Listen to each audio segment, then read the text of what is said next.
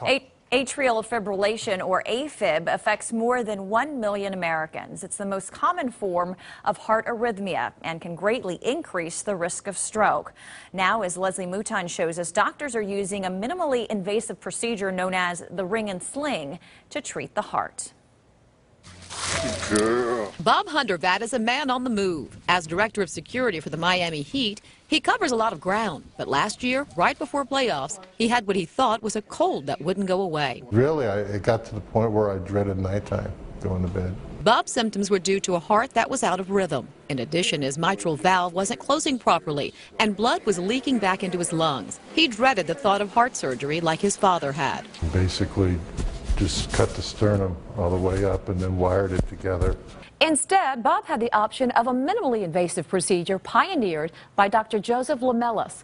It's called ring and sling. Dr. Lamelas makes a 2-inch incision between the ribs on the patient's right side and, using special instruments, gains access to the area near the heart to insert the ring. When patients have a significant leak in the mitral valve, what the ring does, it brings the valve back to its normal dimensions. Dr. Lamelas and his team also insert a tube or a sling. What the sling does, it goes inside the heart around that suspensory mechanism of the heart or the valve, and it brings it together. The ringing sling allowed Bob's heart to quickly return to a normal shape, getting him back to the World Championship winning team he loves without missing a beat.